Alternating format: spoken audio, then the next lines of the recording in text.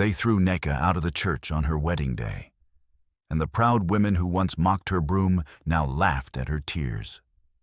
She landed on her knees in the wet red mud of the churchyard, her thin white veil torn half off, while the great carved doors of St. Mark's boomed shut behind her, and 300 guests inside went on with a wedding that was supposed to be hers. The rain had begun, a fine gray drizzle that turned the dust of the compound to clay, and it soaked through the second-hand lace gown she had sewn by lamplight over 4 months, stitch by stitch, dreaming of this one morning. Now she knelt in it in the mud, and from the high-arched windows above her she could hear the choir lift into a hymn of joy, and she understood that the joy was no longer for her. Her name was Neka, and until that morning she had been the cleaner of St. Mark's. For 3 years she had swept its floors and polished its brass and scrubbed the wax from its tiles on her knees long before any worshiper arrived, for a wage so small it barely kept her grandmother in medicine. She was 24 years old, slender as a reed, with large dark eyes that had cried too much that season, and a kind tired face that the proud read as weakness. She wore, beneath the ruined lace, the only good thing she owned, and even that was borrowed grace, because the man she was to have married had paid for none of it. The man she was to have married was Chuka, the only son of Madame Obioma, the richest widow in the parish, the woman who sat in the front pew every Sunday in fresh imported lace and dropped her offering loudly so the whole church would hear the weight of it. Chuka had courted Neka for half a year in secret, away from his mother's eyes, telling her she was the only honest heart in a town of pretenders, telling her he did not care that she was poor. And Neka, who had been overlooked her whole life, had believed him, because no one had ever chosen her before, and a heart that has been passed over too long will run toward the first hand that does not push it away. So when Chuka had stood in her grandmother's tiny room and asked her to marry him, Neka had wept with a joy so fierce it frightened her. She had not asked how his mother would take it. She had not let herself ask. She had only sewn her gown by lamplight and prayed and counted the days, and she had told no one but her grandmother and the gardener. Her grandmother had not wept with joy. The old woman had listened to the whole bright story, the secret courtship, the promise, the wedding planned in whispers. And she had folded her dry hands in her lap and looked at the girl for a long time, with eyes that had seen more harvests fail than Neka had years. "Does the mother know?" the grandmother had asked. "He says he will tell her after," Neka had said. "He says once we are married before God, she will have no choice but to accept it." The old woman had shaken her head slowly. "A man who must hide his bride from his own mother," she said, "is a man who is more afraid of his mother than he loves his bride. Mark that, child. I do not say do not marry him. I am old and I want to see you settled before I go. But a wall that is built in the dark falls in the dark. Go in with your eyes open." Neka had kissed the old woman's hands and told her she worried too much, that Chuka was kind, that he had chosen her when no one else ever had, and that surely a love that had survived in secret for half a year was a love strong enough to survive the light. The grandmother had said no more. She had only held the girl's face in her 2 dry palms and prayed, in the old language, that whatever came, her granddaughter would not lose the gentleness, because the gentleness, she said, was the only inheritance the girl's dead mother had managed to leave her, and it was worth more than any man's name. The gardener, when Neka told him, in the gray dawn over the bean cake, that she was to be married, had gone very still. For a long moment he had said nothing at all, and she had thought, with a small foolish pang she did not examine, that perhaps he was sorry to lose his one friend at the church. Then he had asked, quietly, only one question. "Is he kind to you?" the gardener had said. Truly kind? Not when it is easy, when it costs him something.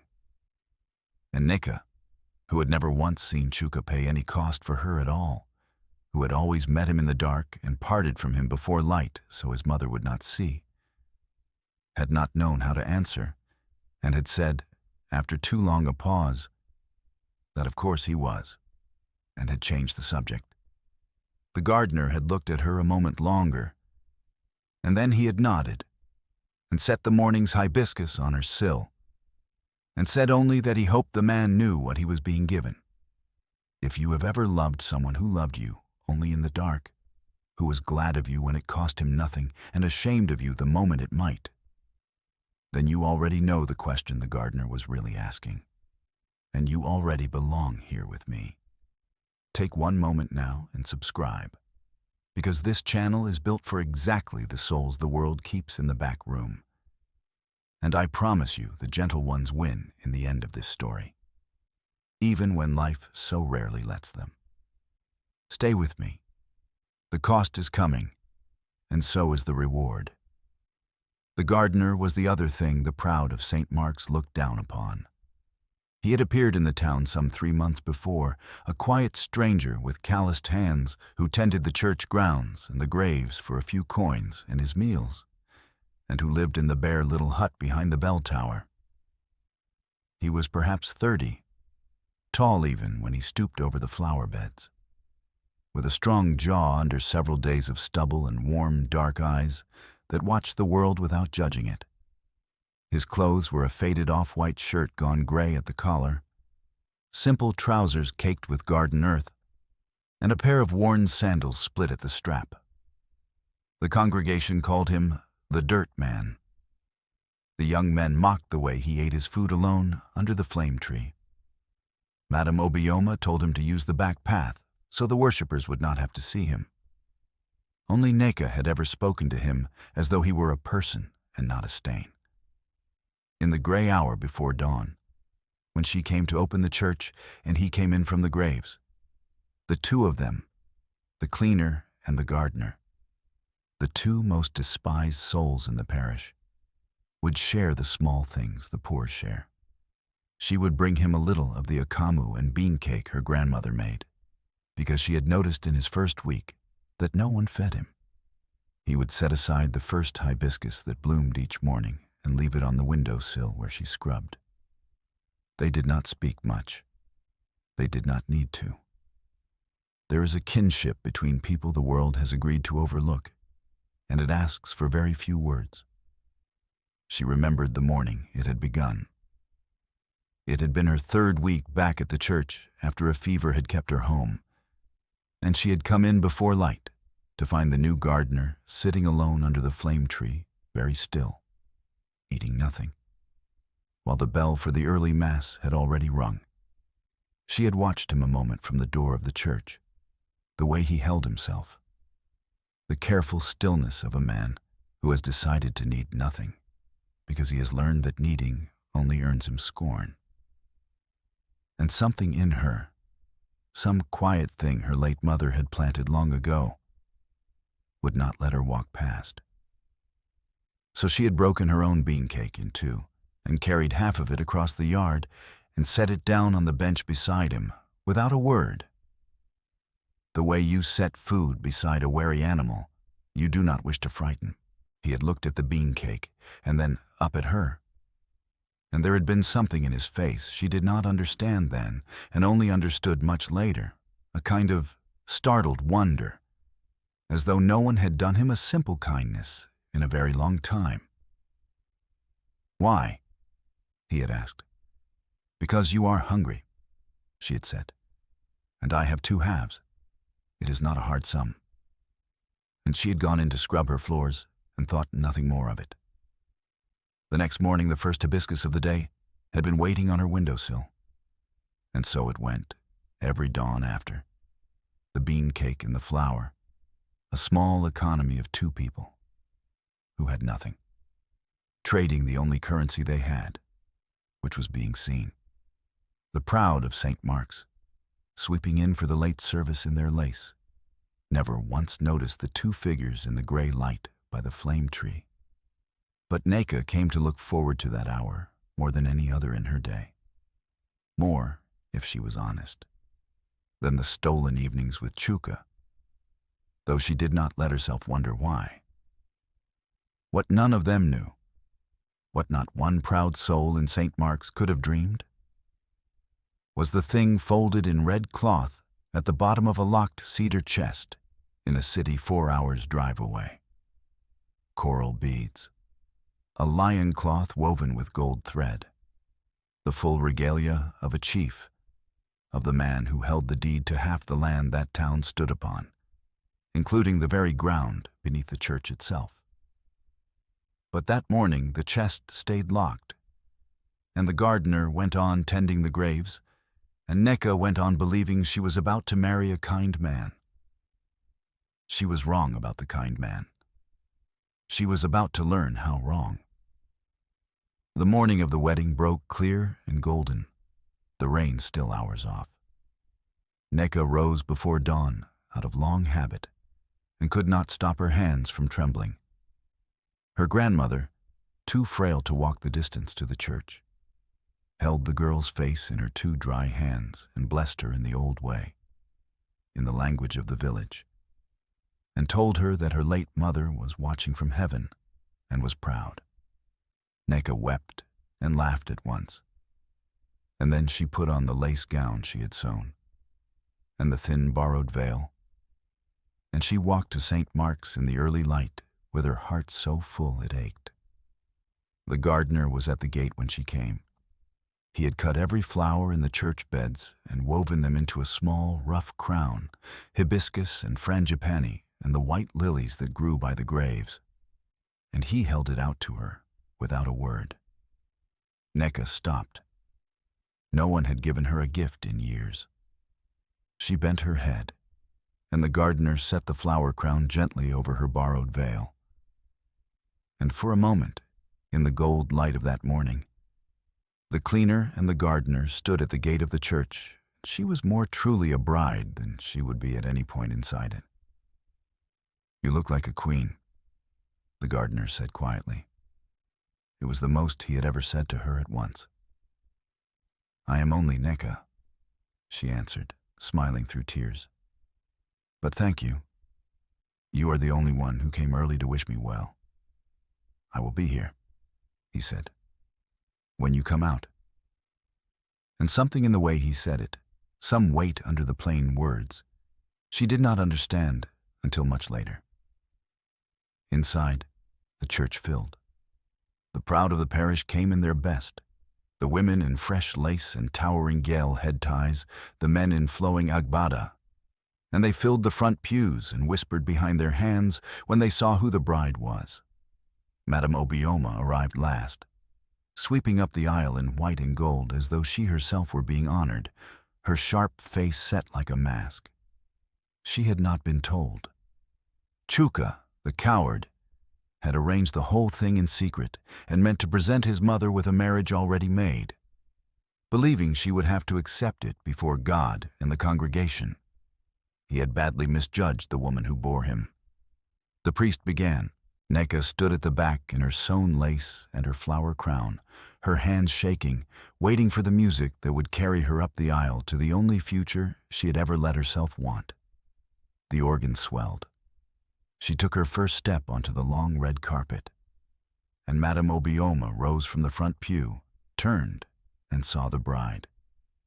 For one terrible heartbeat, the whole church went still. Then the rich widow's face curdled, and she lifted one ringed finger and pointed it down the aisle at the trembling girl, and she screamed a single word that rang to the rafters. "Cleaner!" The word landed like a stone. The congregation gasped.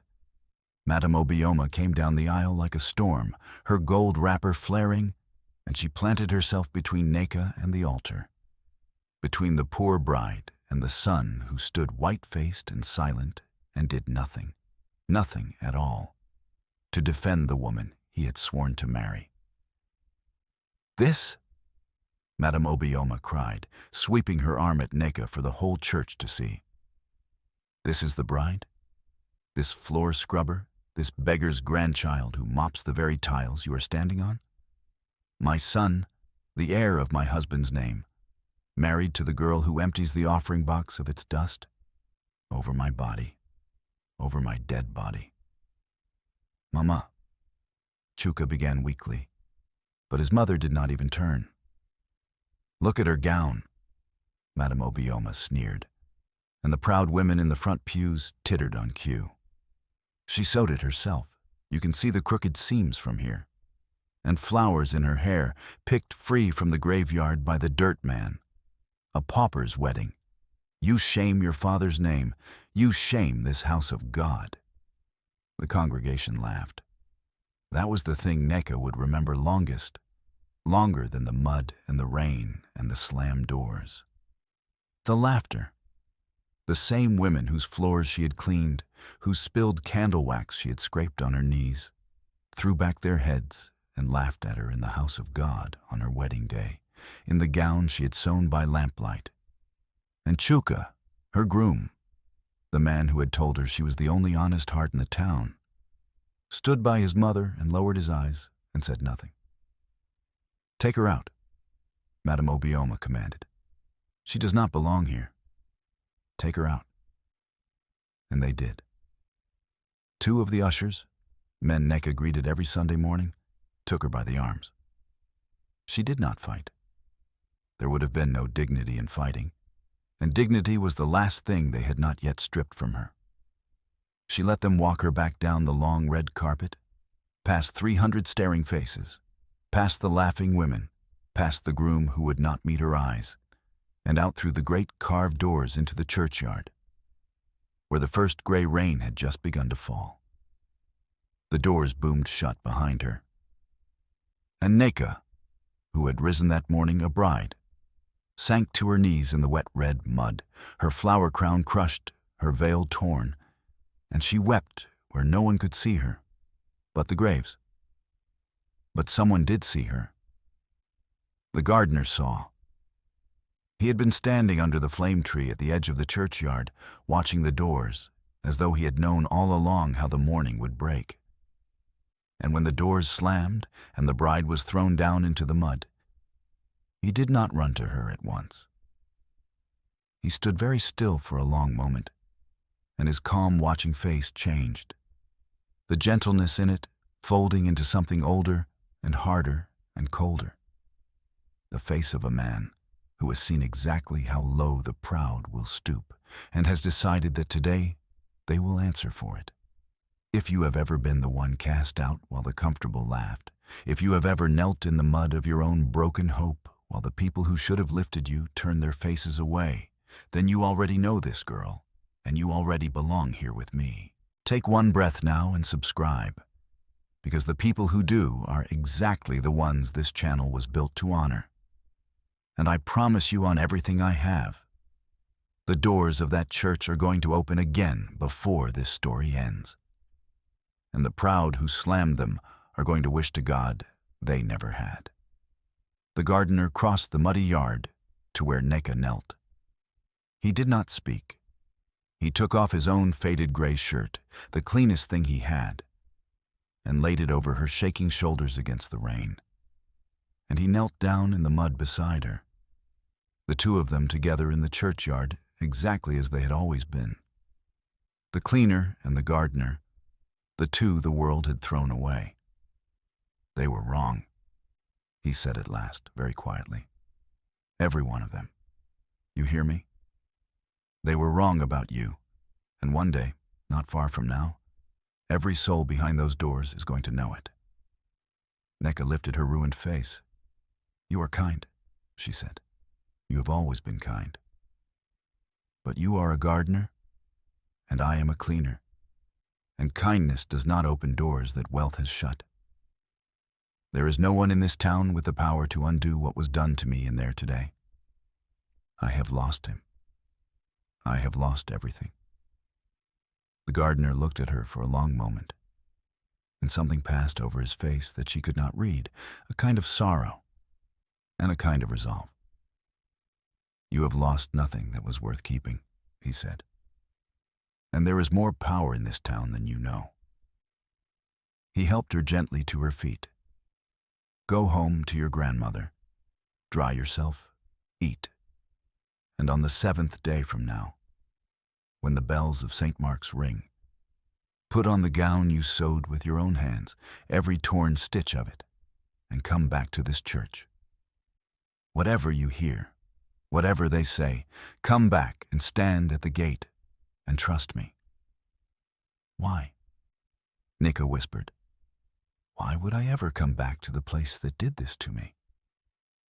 "Because," the gardener said, "the same gate that throws a person out can be the gate that brings them home. 7 days. Will you trust me?" She did not understand.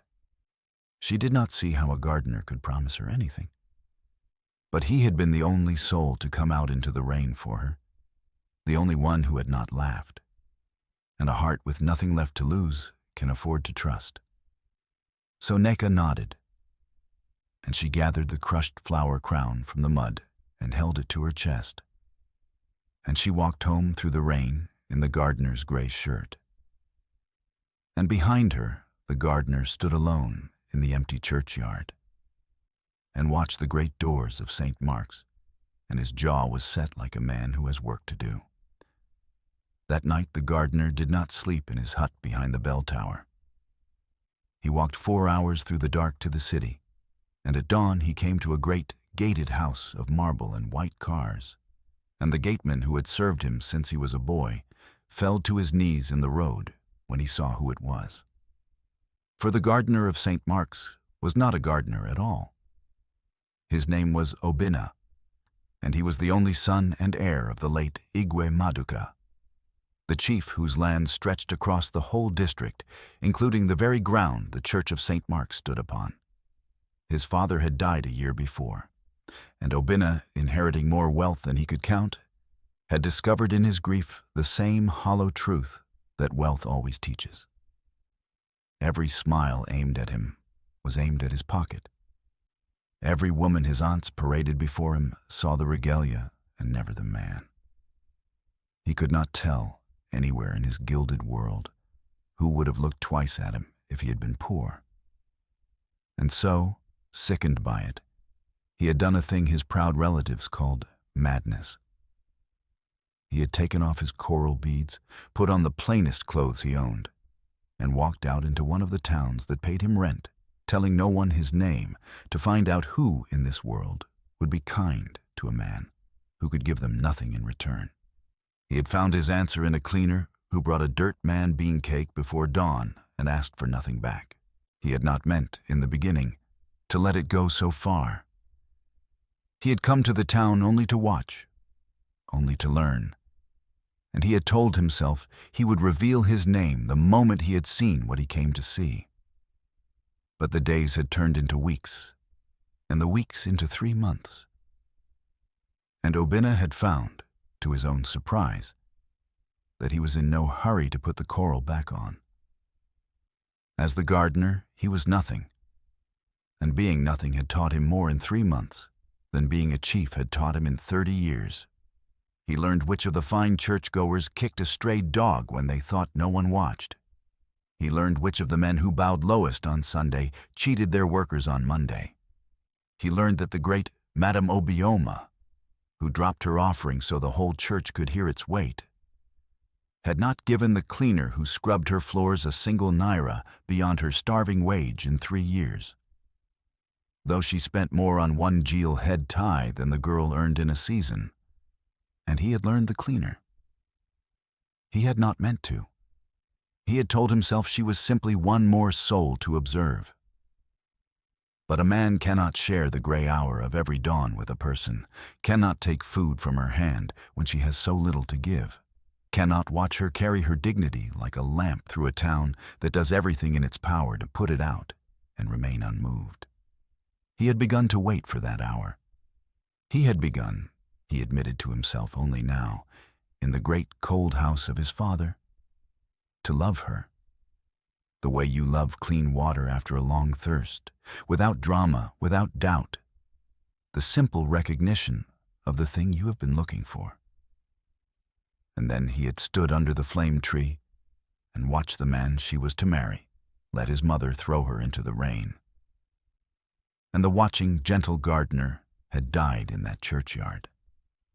And the son of Igwe Maduka had come back to life with a cold and patient purpose. Now he sat in the great house of his father and gave quiet orders that made the steward's eyes widen. He sent for the lawyer who kept the deeds to the district lands. He sent for the parish records of St. Mark's. And when the lawyer laid the documents on the marble table, Obinna read them in silence, and a slow, cold understanding settled over his face. For there it was, in black ink.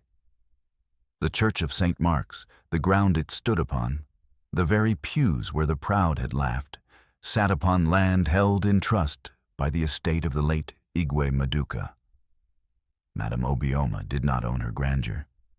She rented the ground beneath her own front pew, and she had not paid the trust in 2 full years because the old Igwe had been too gentle to press a widow. And after his death, no one had collected. Obinna folded the deed and looked at his lawyer. "On the 7th day from today," he said, "there is to be a service of thanksgiving at St. Mark's. Madame Obioma has arranged it to bless her son's coming marriage to a girl of suitable family now that the cleaner has been disposed of."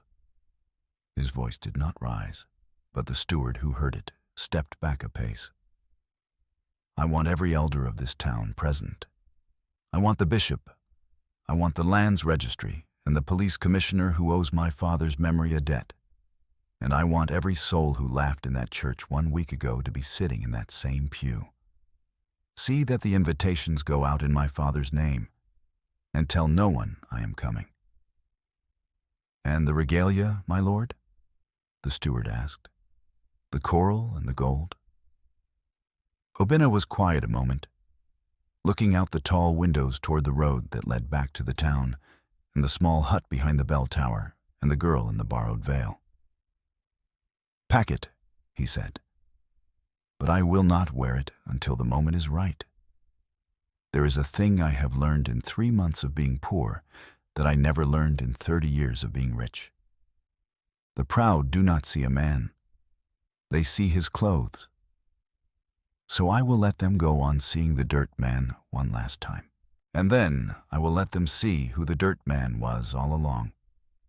If you have made it this far into Neka's story, hold on, because the 7th day is coming, and the doors of that church are about to open in a way no one in that town will ever forget. Subscribe now so you do not miss the moment the proud find out exactly who they threw into the mud." The 7 days passed slowly for Neka.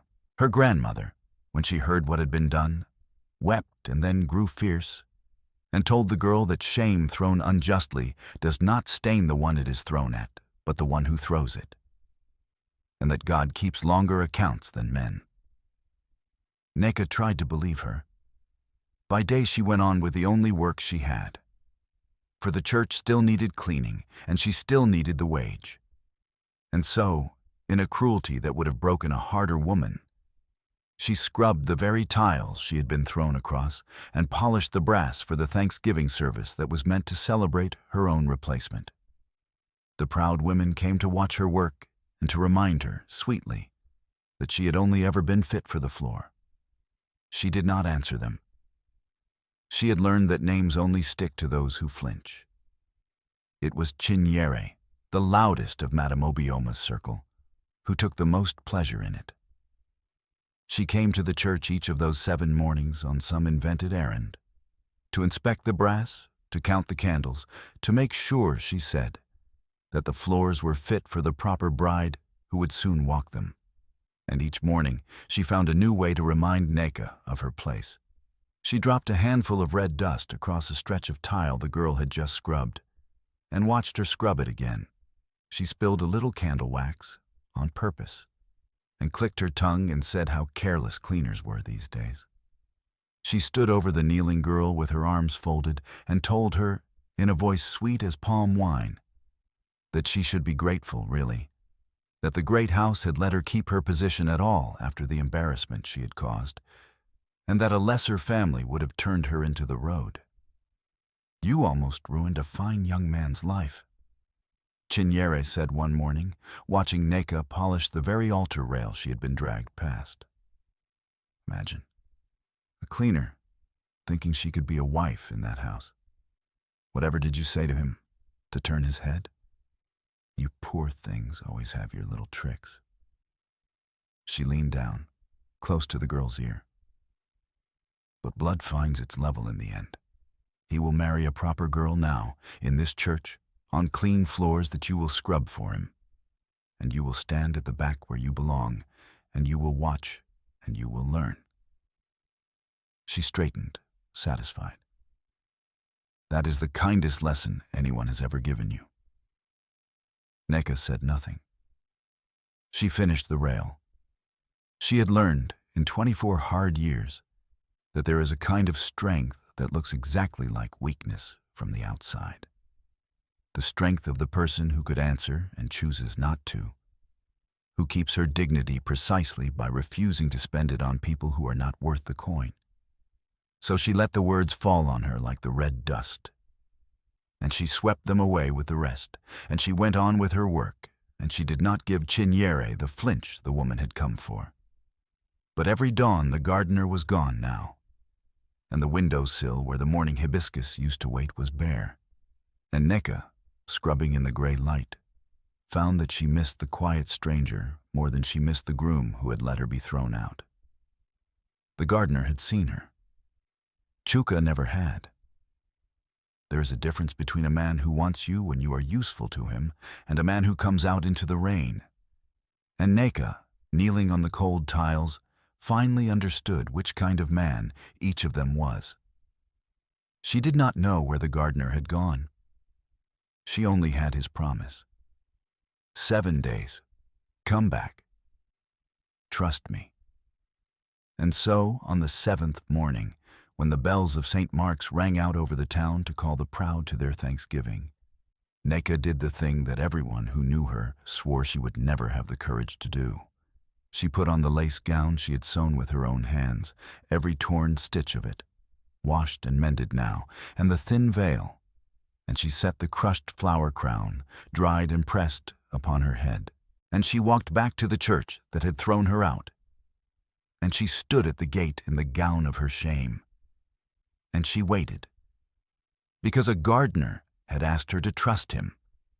The proud, arriving for the service, saw her there and could not believe her boldness. Madame Obioma swept up in fresh gold and stopped dead at the sight of the cleaner in her wedding gown standing at the gate like an accusation. "Have you no shame?" the widow hissed. "Dressed like that here today? Get to the back where you belong, or I will have you thrown out a second time, and this time into the road." "I was told to wait at the gate," Neka said quietly. "And so I will wait." "Told by whom?" Madame Obioma laughed, and the women around her laughed with her. "The dirt man. Is the gardener giving orders now? You poor mad girl.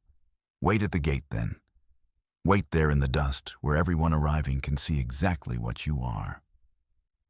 And she swept inside, certain she had won, certain the day belonged to her. And she took her place in the front pew in her gold and waited to bless her son's proper marriage. The church filled as it had a week before, but fuller, for the invitations had gone out in the name of the late Igwe Maduka, and no one in the district dared ignore that name. The elders came, and the bishop in his robes, and men from the city in fine suits whom no one recognized. And the front pews were packed with every proud soul who had laughed at the cleaner 7 days before. They did not know why so great a gathering had assembled for a simple thanksgiving. They only knew the church had never been so full, and Madame Obioma swelled with the glory of it, believing every great person in the district had come to honor her house. Then, at the appointed hour, a convoy of white cars came up the red road to St. Mark's. The whole town heard them. Children ran behind them, screaming with joy. They were long, gleaming machines that hummed instead of coughing. And they stopped in a line outside the church gate, and stewards in spotless white stepped out and opened the doors, and from the lead car came men of such evident power that the gatemen of St. Mark's began to tremble. Inside, a ripple of confusion passed through the crowd. They had come to bless a marriage, and instead found themselves in the largest gathering the parish had seen in a generation, surrounded by faces from the city they did not know and dared not question. The men in the fine suits, the ones from the land's registry and the chief's own household, had taken the seats nearest the front, quietly, and the proud, who had always claimed those seats, had found themselves edged back without quite understanding how, and an unease had begun to spread among them like a chill before a storm. Why was the bishop himself here for a country Thanksgiving? Why the police commissioner sitting grave and silent near the aisle? Whose name had filled this church? By the gate, Neka still stood in her sewn gown and her crown of dried flowers. The rain of 7 days ago long dried from her hem, and she watched the great cars stop and the powerful men step down, and she did not understand any of it either. Only that a gardener had asked her to trust him, and she had. And so she stood her ground in the dust while the proud swept past her into the church without a glance, and she waited. And still no one inside understood.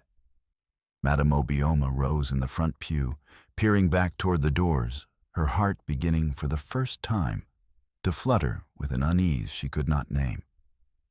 She told herself it was nothing. She told herself the great men had surely come to honor her. That word of her son's fine new marriage must have spread. That this was the harvest of the name her late husband had left her. She smoothed her gold wrapper and lifted her chin and prepared to receive the glory she was certain was about to be poured out upon her house. She was, in that, exactly as wrong as a proud heart can be. And she had perhaps 30 seconds left before she would learn it. The great carved doors of St. Mark's swung open, and down the long red carpet, the same carpet the cleaner had been dragged across a week before, walked a man the whole church knew and did not know at all. He wore the faded gray shirt and the earth-caked trousers and the worn split sandals of the gardener. The dirt man. The young men in the back began, out of pure habit, to snigger. For here was the pauper come to crash the great service. Here was fresh sport. Madame Obioma's face flushed with fury that the gardener would dare. But the powerful men from the city did not laugh. They stood. Every great person in that church, the elders, the bishop, the men in fine suits, rose to their feet as the gardener passed and bowed their heads, and the laughter died in the throats of the proud as they watched the most important people in the district bow low to the dirt man they had mocked. The gardener walked to the front of the church, and he turned to face the congregation. And when he spoke, his quiet voice carried to every corner of that vast room. "Most of you know me," he said, "as the gardener, the dirt man, the one your mothers told to use the back path so your fine clothes would not have to brush against mine. For 3 months I have tended your graves and your flower beds for a few coins and my meals. And I have watched this town very carefully, and I have learned exactly who you are." He reached up then, and a steward came forward bearing a bundle wrapped in red cloth. And the gardener unwound it, there before the whole church, and lifted out the heavy coral beads, the gold-threaded lion cloth, the chief's regalia of the late Igwe Maduka. And he draped the coral about his own throat, and set the beaded cap upon his head, and where a gardener had stood a moment before, there now stood a chief in his full glory, and a gasp went through the church like a wind. "My name," he said, "is Obinna, son of Igwe Maduka. The lands of this district are mine. The ground this church stands upon is mine. The very pew you are sitting in, Madame Obioma, sits on earth my family holds in trust. Earth you have not paid for in 2 years. The widow's face went gray. She gripped the pew before her to keep from falling. I came to this town in rags, Obina went on, for one reason. My father taught me that you do not learn the true heart of your people from the ones who bow to your gold, but from the ones who are kind to your rags. So I took off my coral, and I walked among you as the lowest thing you could imagine, a poor gardener with dirt under his nails. And I waited to see who in this proud parish would show kindness to a man who could give them nothing in return. His eyes moved across the front pews, across the women who had laughed, across the son who had let his bride be thrown into the mud. And I will tell you what I found. I found a church full of fine Christians who would not so much as look at a hungry man eating alone under a tree. I found ushers who called me dirt. I found a great lady who told me to keep to the back path. He let the silence stretch.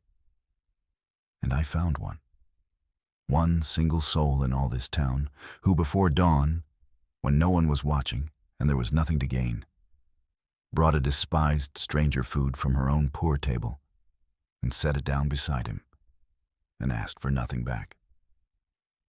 The church was utterly silent now. 300 people held their breath. You threw her out of this church, Obina said, and now his voice was no longer quiet, but rang to the rafters like a struck bell.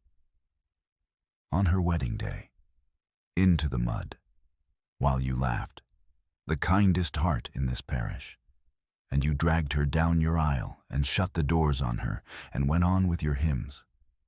And I stood under your flame tree and watched you do it. He turned to the great doors, still standing open to the morning light. Bring her in. And the stewards walked out to the gate, where a girl in a self-sewn lace gown and a crown of dried flowers had been standing, trusting, in the dust. And they did not seize her by the arms, as the ushers had done a week before.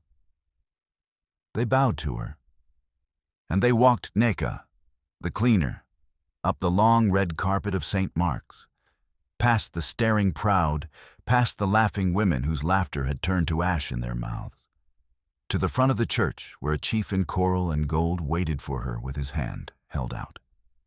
Neka could not understand it. She looked at the chief in his glory, and she saw beneath the coral cap the warm dark eyes of the gardener who had knelt in the mud beside her, and the world tilted, and everything she thought she knew rearranged itself in a single breaking wave. The gardener and the chief were one man. The dirt man she had fed before dawn, asking nothing, was the lord of the very ground she knelt on. Her small mercy, given freely to a man she believed could never repay her, had been seen all along by the only eyes in that town with the power to lift her. You fed me, Obina said to her, gently now, for her alone, though the whole silent church strained to hear. When you thought I was nothing, you gave me the bean cake from your own table, and you put a flower on my window, and you never once asked who I was or what I could do for you. Do you know how rare that is? I searched a year for a heart like yours.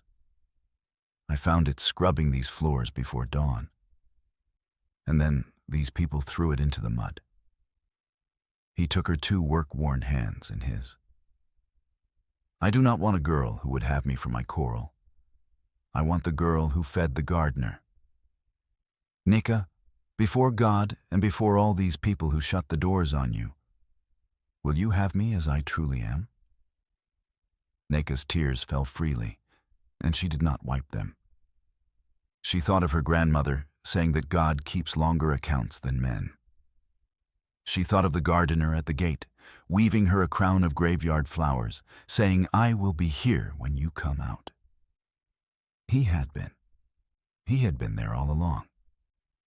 I fed a gardener, she whispered, and asked for nothing. I will not ask for the coral now, but I will have the man. Yes, 1,000 times yes. The church erupted. It was not polite applause.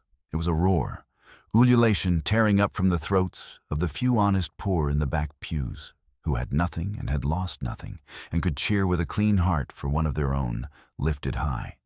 And the proud in the front sat frozen in their fine lace, their fine agbada, their stolen front pew glory, and could not lift their eyes. But Obinna had not finished. He turned, the coral heavy at his throat, and his gaze moved to Madame Obioma, who sat rigid and gray in the front pew, and to her son Chuka beside her, who had not once raised his head. "You," Obinna said to the widow. "You called her a floor scrubber. You pointed at the kindest soul in your church and screamed cleaner as though it were a curse. And you had her thrown into the rain on the day she was to be married, and not one of you lifted a hand. You who have not paid the rent on the very ground you sit on in 2 years. You who live on the patience of the family you despise. Tell me, madam, by what right does a woman who lives on borrowed land throw a kind girl into the mud?" The widow's mouth opened and closed. No sound came. The elders murmured. The men from the land's registry, seated near the front, looked at her with cold, official faces, and Madame Obioma understood, all at once, that she was ruined, that the great chief whose land she had stolen the use of could turn her and her son out of the house and the lands and the name with a word, and that the whole district was watching. And Chuka, the groom who would not defend his bride, finally lifted his head, and his face was the face of a coward who sees too late exactly what his cowardice has cost him. He looked at Neka, standing now in her crown of flowers beside a chief, lifted higher than he could ever have lifted her. And he understood that the only true thing in his whole pampered life had been the cleaner he let his mother throw away, and that he had lost her not when she was thrown out, but in the moment he lowered his eyes and let it happen. Obinna looked at the two of them, the proud mother and the weak son, for a long, cold moment. And then he turned to Neka, because the verdict, he had decided, would be hers. The land, the rent, the law, all of it is in my hand now. He said to her quietly, "I can put this woman and her son into the road this very hour, with the whole district to witness it, as she put you into the road. Or not. You knelt in the mud where they threw you. So you will say what becomes of them. Speak, and it is done." The church held its breath. Every eye turned to the cleaner in the crown of dried flowers, the girl they had laughed at, who now held the proudest family in the parish in the palm of her work-worn hand. And the tired part of Neka, the just part, the part that had been dragged down the aisle and shut out in the rain, was very quiet. And the other part of her, the part her dead mother had planted long ago, the part that had brought a dirt man bean cake before dawn and asked for nothing, that part spoke. "My grandmother told me," Neka said, and her voice did not shake now, "that shame thrown unjustly does not stain the one it lands on, but the one who throws it. She has shamed herself today before the whole district more deeply than she could ever have shamed me. I do not need to put her in the road. She has already fallen further than the road." She looked at Madame Obioma, who would not meet her eyes. "Let the rent on the ground of God's house be forgiven, my lord, all 2 years of it, because it is a church and the poor pray here too. And let her keep her house. I would rather she lived in it, remembering this day, than froze in the road, forgetting it. A closed hand cannot receive. I learned that scrubbing these floors. I will not close mine now, not even to her." A sound went through the church then, a long exhaled breath of 300 people, and more than one proud face in the front pews was wet, because there is nothing that breaks a hard heart like being shown a mercy it knows it does not deserve. Madame Obioma rose, trembling, from the front pew. For a long moment she stood, the richest widow in the parish, in her gold and her fine lace, looking at the cleaner she had thrown into the mud. And then, before the whole district, the proud woman did the thing no one who knew her would have believed. She came out of the pew and down onto the red carpet, and she lowered herself, slowly, painfully, to her knees in her gold wrapper, on the very carpet across which she had ordered Nika dragged, and she bowed her gray head. "Forgive me," she said, and her hard voice cracked open in a way the parish had never heard. "I called you cleaner as though it were filth. I threw you into the rain on your wedding day, and I laughed. I have lived my whole life believing that what a person wears is what a person is. And God has shown me my own heart today, in front of everyone, and it is uglier than anything I ever said about you. I do not ask you to give me back my pride. I ask only that you forgive me, so that I do not carry this stone to my grave." Nneka came forward, and she did not let the proud woman kneel. She took Madame Obioma's 2 ringed hands in her own roughened ones, and she raised her gently to her feet, the cleaner lifting the great lady up before the whole watching district. "I forgive you, Mama," Nneka said, "not because you have earned it, but because I would rather carry forgiveness than carry hate. One is light and one is heavy, and I have carried heavy things long enough. Go and sit. You are a guest at this wedding. You are a guest at, be at peace if you can." And it was the cleaner who walked the trembling widow back to her pew in front of the whole district. While 300 people wept, and the bishop himself stood with his hand pressed to his mouth, too moved to speak. Only then did Obinna take Nneka's hand again and lead her up to the altar of St. Mark's, the church his own family's land had carried all these years. And there, before God and the bishop and the elders and the land's registry and every proud soul who had thrown her out, the chief married the cleaner. She wore the lace gown she had sewn by lamplight, every stitch of it, and the crown of dried graveyard flowers the gardener had woven for her. And not one person in that vast church thought her gown was poor, because they had all seen, at last, what it was worth. The bells of St. Mark's rang out over the town, and the same doors that had thrown a bride into the mud 7 days before now opened wide to let a chief's wife walk out into the golden light on the arm of the man she had fed when he was nothing. In the weeks that followed, Nneka moved into the great house of marble and white cars. And she did not become, as the parish had darkly predicted, a proud woman puffed up by her good fortune. She took to wealth the way water takes to a new vessel, filling it without becoming anything other than water. She kept rising before dawn out of long habit, and the stewards found her in the kitchen helping to cook, until they stopped being scandalized and simply set a place for her there. She learned the name of every servant in the house and the names of their children. When Obinna took her to the markets, she gave to the beggars at the gate until he laughed and began carrying extra small notes just for her open hand. She moved her grandmother into a bright room with a real bed and a fan that turned all night.